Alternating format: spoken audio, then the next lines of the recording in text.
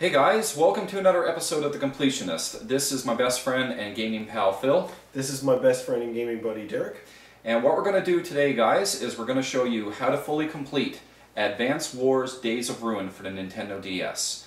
Advance Wars Days of Ruin is a strategy game that was released by Nintendo in 2008, and it is the fourth game in the Advance Wars series.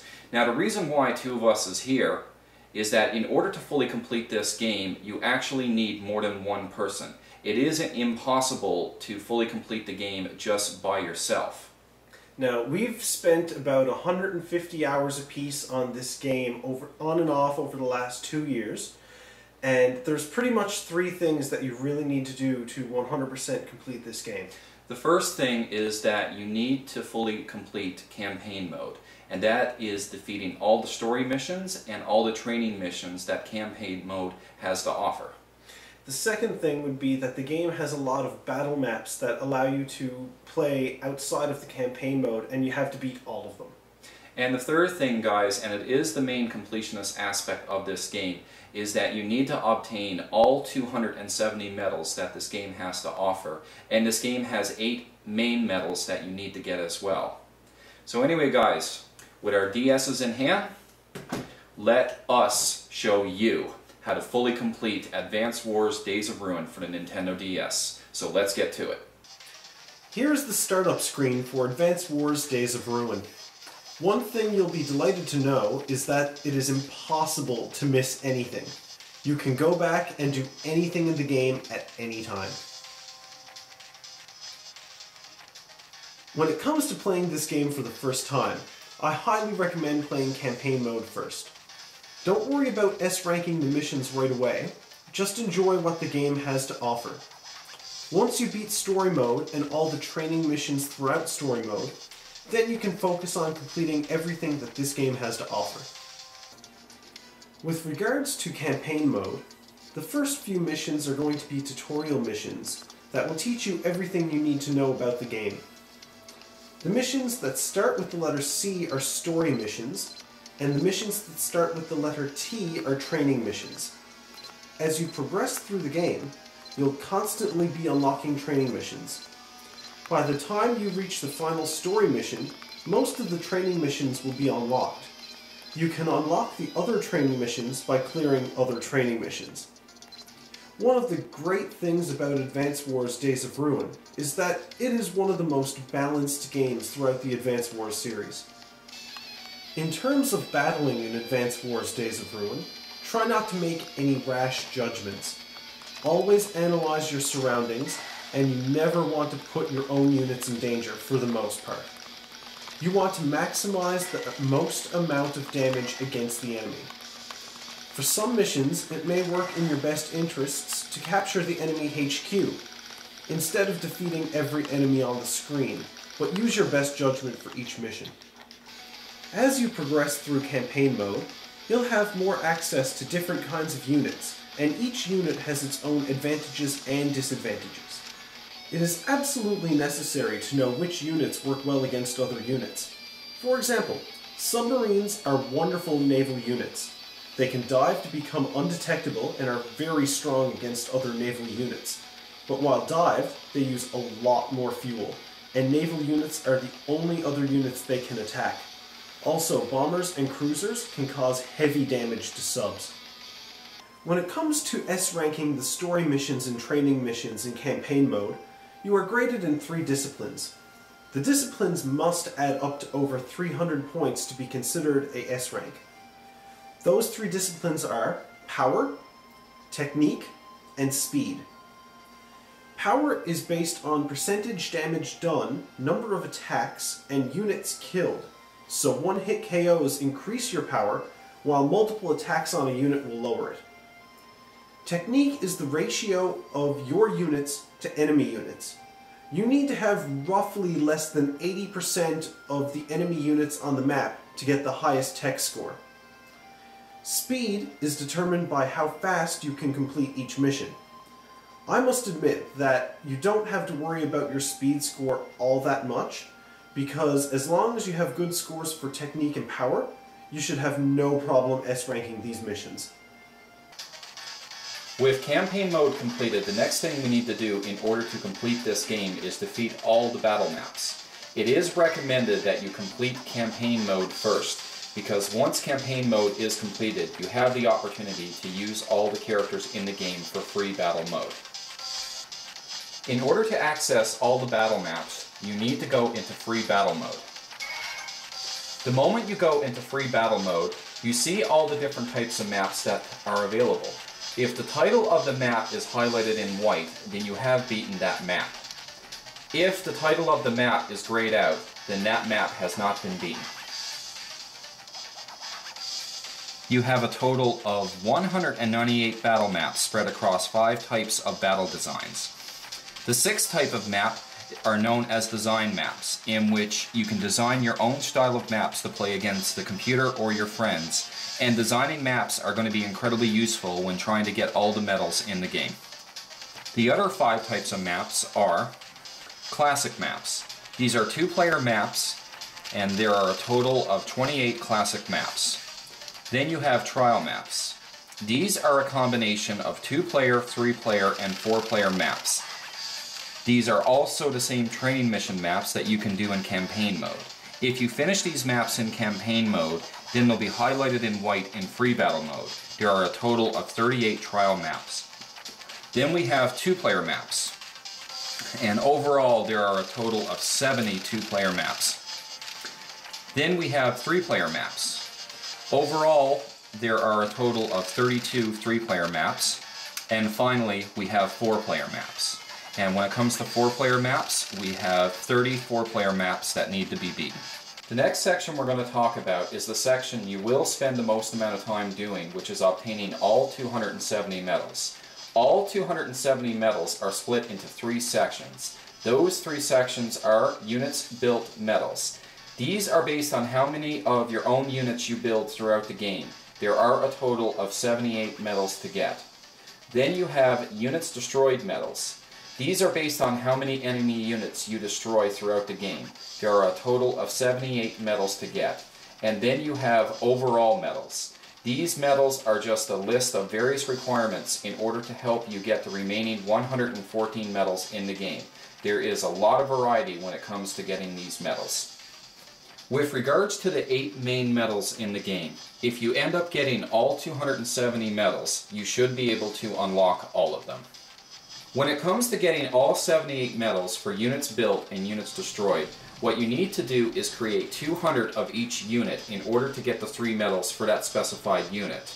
As you see me right now, I have infantry highlighted, and if you look at the very top of the screen, it shows that I have cleared 200. When it comes to destroying enemy units, you need to destroy 200 of each unit. And as before, if you look at the very top of the screen with the infantry units highlighted, you can see that I have cleared 200 infantry units destroyed. In terms of obtaining all the medals for units built and units destroyed, there is an easy way to do this. First, create a design map that is 10 by 10. Put a HQ in 2 opposite corners.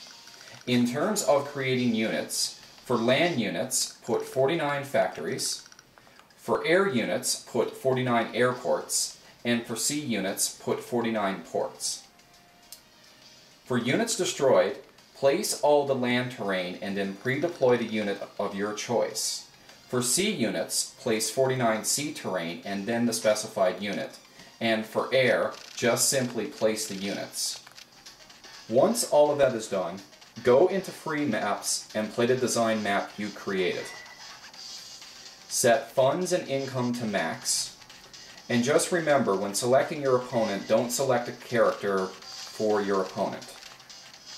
Once you go into the map, create units that can easily destroy the pre-deployed units, and soon you will max out your create and destroy medals. And what we're doing now is that the infantry is very weak against anti-air, so the anti-air units will take care of the enemy infantry units incredibly easily. In terms of the overall medals, these can differ from CO powers used, total bases captured, and surprise encounters, just to name a few. Please keep in mind that the number you need to obtain all the medals differ greatly between each category. For example, the 3 that I mentioned previously, you need 150 surprise encounters, you need to capture 2,500 bases, and you need to use your CO power 100 times. Also remember that you can use the previously mentioned design maps to get some of these medals. Remember where we had mentioned at the very beginning of the video that you need more than one person in order to consider this game fully completed. There are 3 categories in which you need more than one person to actually obtain those medals. Those 3 categories are Nintendo Wi-Fi battles, multiplayer battles, and maps traded.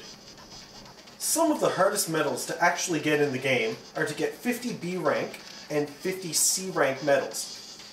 You can only get C rank medals and B rank medals during campaign mode, and to be honest, you need to do very poorly in certain campaign missions or training missions in order to get these medals. However, we're going to show you the easiest way to get C rank medals and B rank medals.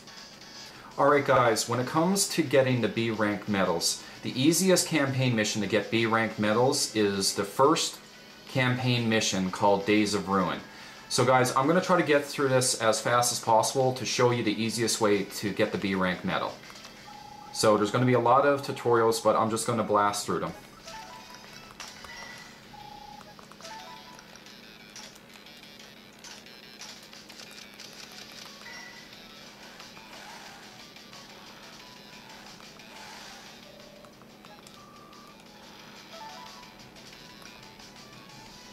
So guys, what you need to do here is that you don't want to finish this mission very fast. You want to drag it on as long as possible.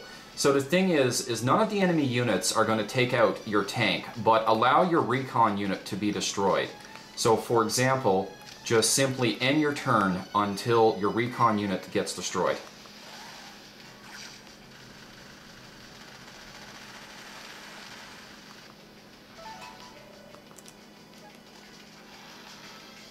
So guys, with your recon unit now destroyed, just simply wait until at least 20 turns have passed.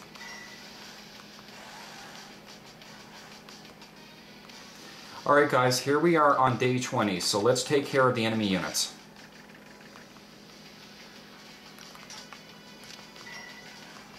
Alright guys, we're going to destroy the last enemy unit.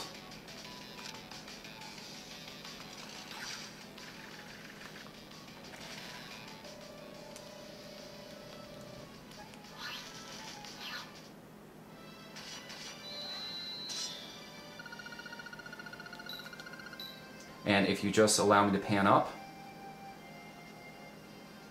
we see we have a B rank. So this is a surefire way to get B rank in campaign mode. Alright, when it comes to getting C rank medals, guys, the second campaign mission is the mission I found the easiest in terms of getting C rank medals. You need to allow your units to suffer a lot of heavy damage while still trying to beat the mission. So I'm going to show you exactly how to do it, so just follow my actions accordingly.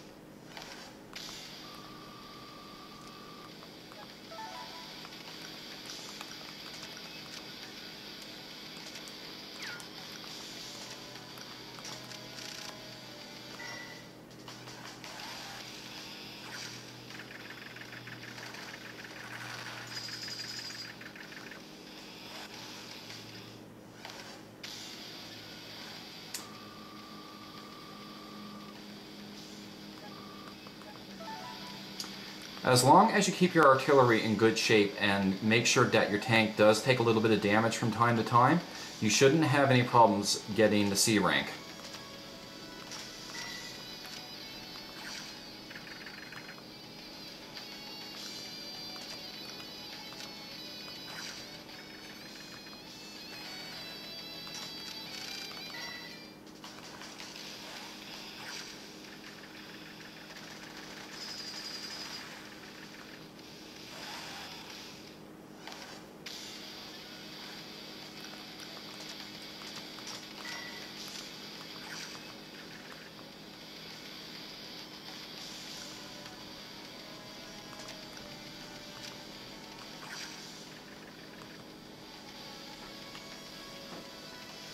So guys, at this point right now, none of the enemy units are going to be a threat, so we're just going to skip turns until we reach turn 20.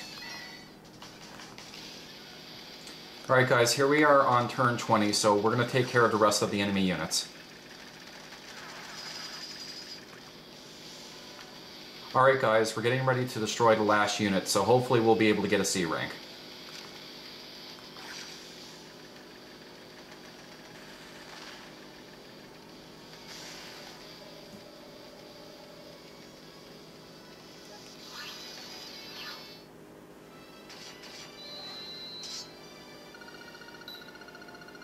And let me just pan up, guys.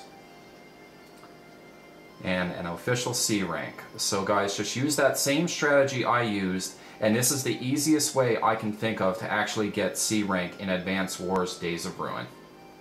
So there we have it, guys. We have now successfully fully completed Advance Wars Days of Ruin for the Nintendo DS.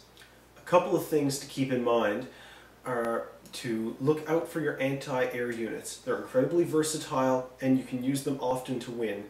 And keep an eye out for anti-tank units. They can screw you up if you don't keep an eye on them. Also, take a defensive approach to the game. Especially on Fog of War maps, you don't need to rush your turns. Take your time and think things through. And guys, when it comes to S-ranking the missions in campaign mode, it's actually not as difficult as what you may think. You just need to take a defensive approach, as Phil said, and the biggest thing you need to watch out for is that you just need to minimize damage to your own units while doing maximum damage to the enemy. So every unit has their strengths and their weaknesses, so don't be afraid to exploit the enemy's weakness because it will either make or break the game for you. The thing is, guys, when it comes to completing this game, you are going to need to invest a lot of time into it, but it's well worth it when you do everything that this game has to offer. So guys, if for any apparent reason, if you do like Advance Wars Days of Ruin, other titles we can definitely recommend is the other Advance Wars game on the Nintendo DS, which is the best Advance Wars game to a lot of people, which is Advance Wars Dual Strike. And also, there are two Advance War games released for the GBA, and those are known as the original Advance Wars and Advance Wars 2 Black Hole Rising. So definitely check those titles out. So anyway, guys, that takes care of another episode of The Completionist. So we really hope that you like Advance Wars Days of Ruin, and give it a try, especially if you want to complete it. So as always, guys, take care, and I wish you nothing but the best.